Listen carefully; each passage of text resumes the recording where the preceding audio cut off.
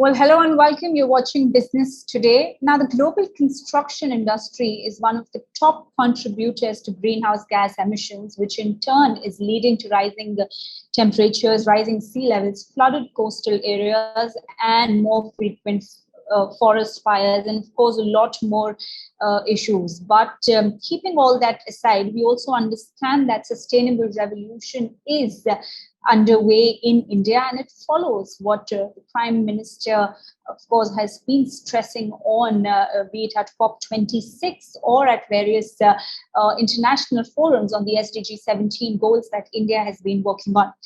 Now, to look at it from an Indian realty point of view, I'm joined by Mr. Sandeep Sethi, Managing Director, JLL Work Dynamics West Asia, to talk more on this. Hi, Sandeep. Thank you for joining us on Business Today.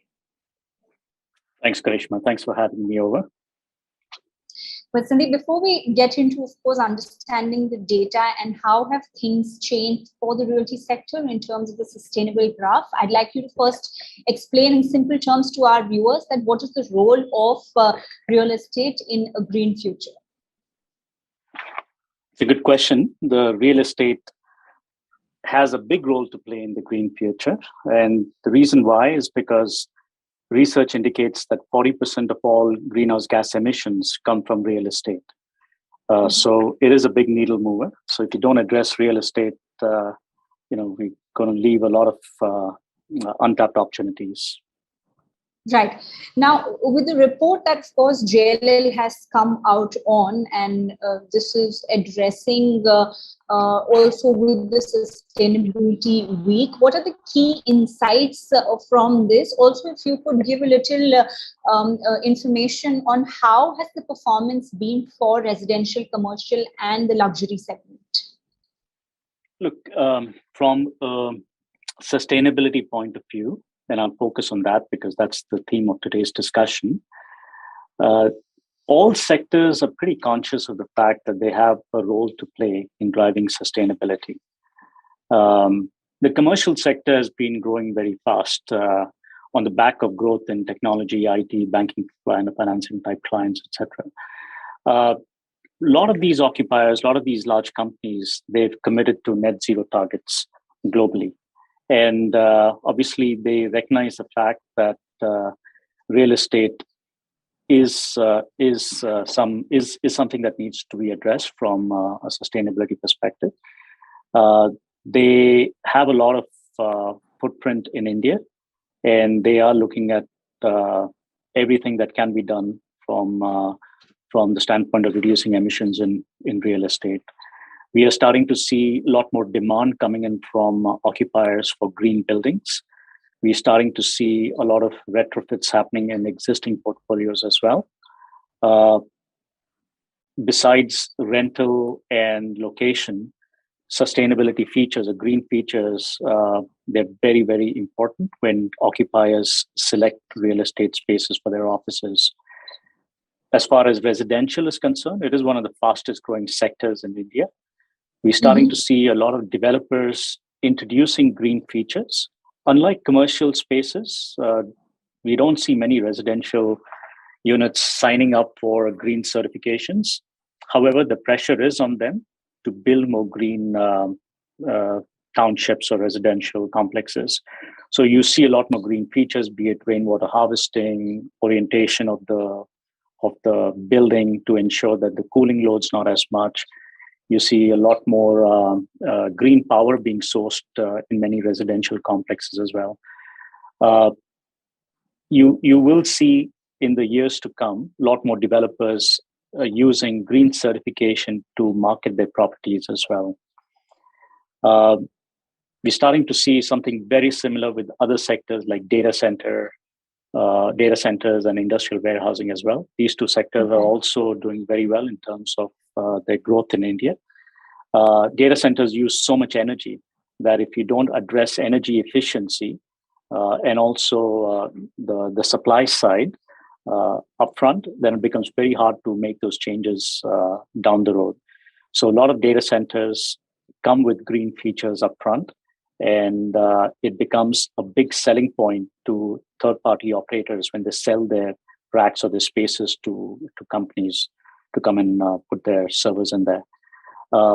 So it's really important for every sector. Certain sectors have an advantage in terms of how quickly they or when they started off their journey, but other sectors are catching up as well. And even within the commercial space, you see different stakeholders trying to catch up with each other. You see the occupiers obviously ahead of the pack, but you see developers and investors trying to play catch up.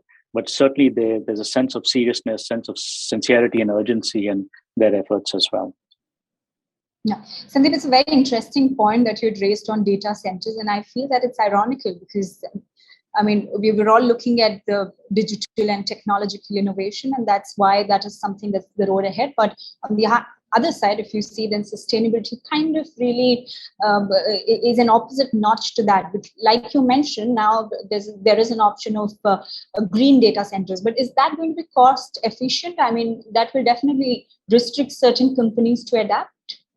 Look, there is a green premium today. If you want to sign up for green features in a building, in a data center, or anything, any other asset class, you have to pay a premium. And that premium that most occupiers are willing to pay is up to 10%.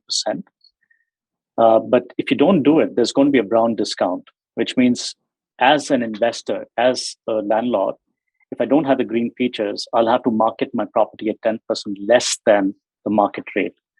So the flip side is worse. So it is, if I own a property and if I want to lease it out, I will have more buyers or more takers if I have green amenities or green features, as opposed to if I didn't.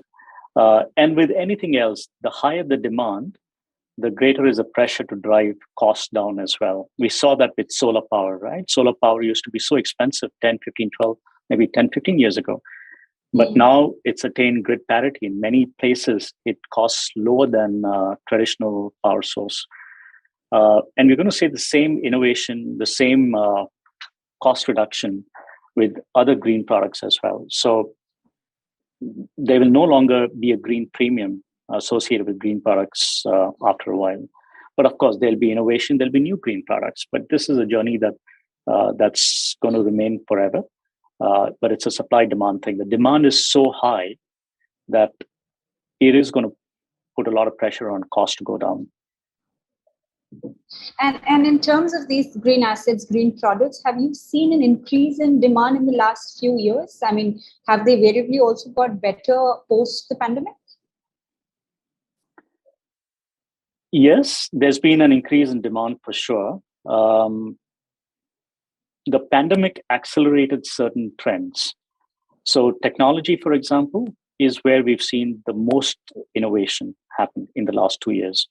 And the reason was because there was a disruption in terms of labor supply pool, especially when you look at India, for example, there were lockdowns, we had a lot of reverse migration happening. So we had a shortage of supply of manpower. And that put a lot of pressure on different service industries to come up with technology-based solutions. At the same time, with sustainability, there's a lot of pressure on companies and different organizations to start measuring their carbon emissions. And you can't measure unless you have a good technology tool to capture the data. So the different events that have fast-forwarded or fast-tracked this drive towards automation and innovation. So absolutely, yes, we've seen a lot more sensor-based technologies come in the last 2 years. And had it not been for the pandemic, I think the pace wouldn't have been as fast. Okay, interesting. If you could tell us, Sandeep, I mean, this of course need not be a proper number, but something approximately. Which cities in India, probably tier 1, tier 2 cities, are doing well when it comes to sustainable Indian real estate? So look, the tier 1 cities are the top 7 cities that we track, that we have most of our business coming from, that are doing really well because we have a very organized ecosystem. And these are cities like Mumbai, Bangalore, NCR, Chennai, Hyderabad, Pune, Kolkata. So these 7, 8 cities are doing very well. But we're seeing a lot of large occupiers moving to tier 2 cities. We're seeing a lot of good retail developments coming in tier 2 cities as well. So clearly, what we're seeing happening from a sustainability perspective in tier one will start happening in tier two. And tier two cities, the usual suspects that we see these days are Jaipur, Coimbatore, Indore, Ahmedabad, Nagpur, etc. Okay. And are the occupiers and the investors satisfied with the current regulation in terms of the ESG norms? Also, if the current green certifications are enough for the country to expand and for the sector to look at it as a full-fledged going aspect? To answer that question, Karishma, I would not look at the landscape just through the lens of the investors or developers or occupiers. I would look at it in very absolute terms and ask myself the question, are we doing enough as a country? Now, PM Modi has made a commitment to achieve net zero status by 2070. What needs to be done to address that? The highest emissions in India come from three areas: cement, steel, and transport. Cement and steel directly lie at the core of real estate. And for every ton of cement produced, there's almost the same amount of emissions that are released into the atmosphere. That's a lot. Now, there is a lot of talk and research happening on green cement and green steel, but there's no legislation around it in India and in most parts of the world. Now, if you have to achieve net zero status, we have to address the emissions from cement and steel. And those are typically referred to as embodied carbon. And what most buildings, when they go for green certifications, track and measure are operational carbon emissions. That's when the building's running. So we really have to move the needle on embodied carbon as well. And we're doing, as an industry, as a country, we're taking steps, but we need to move much faster. There's a lot to be done there. And I think for that, we would need some policy interventions. We'll need some regulations, standards, etc., to come in, which will increase the demand, which will then put the pressure on cement and steel manufacturers to do the needful. Today, there's lack of awareness, hence there's no demand, and hence there's no supply as well. Yes. Just to follow up question on that, has the industry put any kind of requests or proposal to the government? I mean, what could help? What kind of law, regulation, or intervention could help the industry? So like we've seen on certifications, for example, there is a lot of active role that the government plays. There are government nodal agencies that have come in and established standards and ratings as well. That's working well. As far as what I was mentioning earlier, green cement and green steel, I think there we don't have any regulations that I'm aware of. But certainly, this is not something that just the government has to do. This requires a strong partnership between private enterprise and the government as well. There are coalitions that are being established. In fact, the company I represent, JLL, is part of a coalition that's going to be announced very soon. We are going to work closely with the government and help make recommendations in terms of what can drive the demand for green cement and green steel. But yes, we can actually take lessons from some of the countries in Western Europe that have managed to implement some regulations around this, and we can fast track our efforts as well.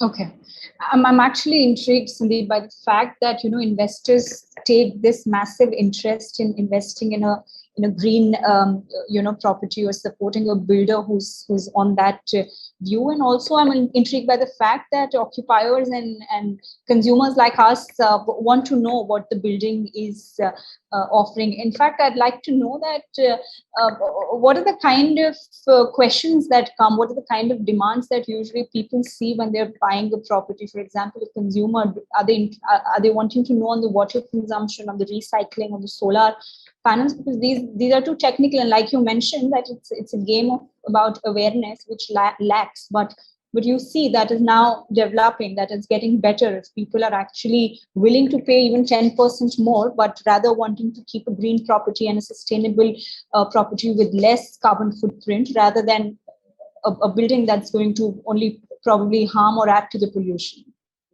Right. Karishma, I'll answer that in two parts. First, I'll talk about what's happening with a lot of people who work in the corporate world. Mostly organizations or corporate occupiers, they don't buy spaces, they lease spaces. And as I mentioned earlier, one of the three important criteria when they look for office space today is how sustainable or how green that office space is. Now, of course, they do it for a few reasons. One is because it's the right thing to do. Their parent organizations probably made a statement around net zero targets, etc. So they have to look for green features. But the biggest driver for this aspiration towards green buildings or green offices is actually what their own employees are asking for. And this is a big change we saw during the pandemic. In the last 2 years, we saw a lot of employees basically asking their employers to help them feel connected with a sense of purpose. So the common question most employees asked the employer was, "Hey, why should I really work for you? Help me, connect me with the sense of purpose. What's the larger cause that you stand for as an employer, and excite me, motivate me." And employers started, or organizations, companies had to respond to that. And they realized that sustainability was one of the top 2 or 3 topics that employees felt they could identify with. And hence, when they look for office space, they started looking for buildings that had certifications. They started looking for buildings that would drive employee wellness, well-being. They started looking for spaces that would offer employees flexible working models. They started looking for spaces that offered better indoor air quality, etc. Now, the same employees, obviously, they carried the same thought process to in their personal lives as well. So when they started looking for residential options, which we know a lot of employees started moving towards buying versus leasing residential assets in the last 2 years, they started looking for green features there as well. So we saw in the last 2 years, the younger generation and the employees in general driving sustainability at the workplace, at the same time carrying the same expectations in their personal spaces as well.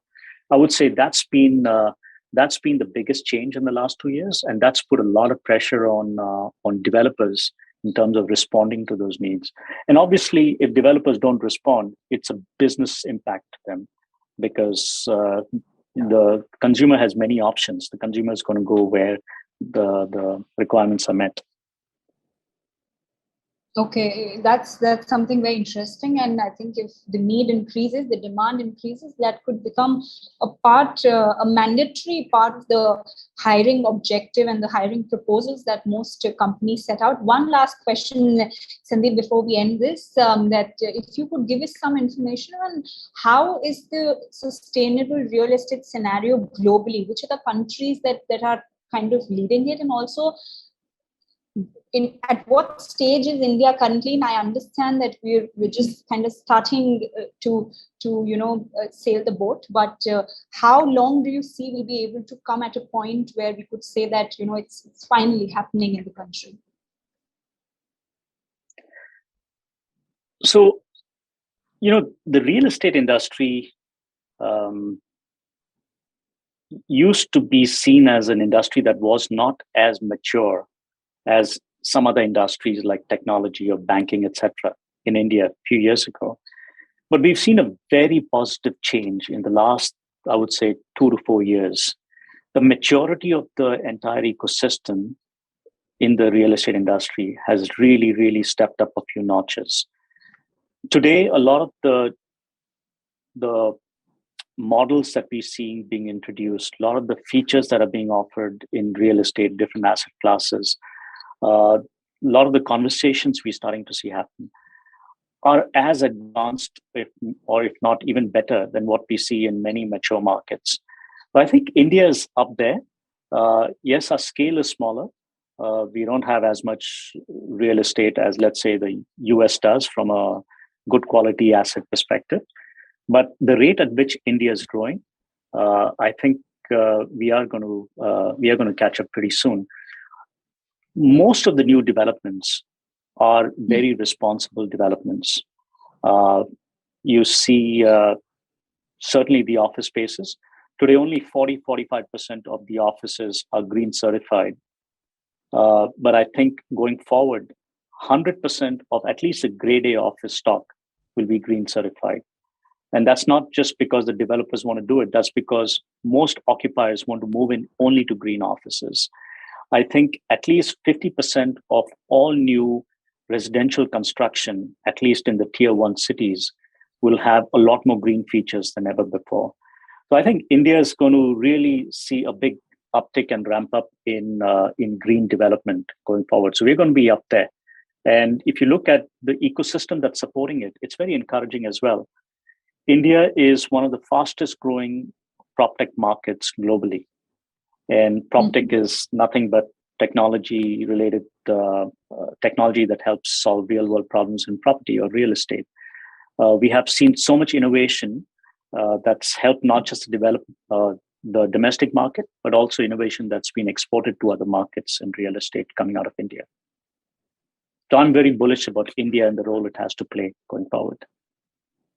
Well noted. Thank you very much, Sandeep, for this conversation and for giving us insights into, of course, the sustainability aspect of Indian real estate. Thank you, Karishma. Thank you for the opportunity. If you like the video, do like, comment, share, and subscribe.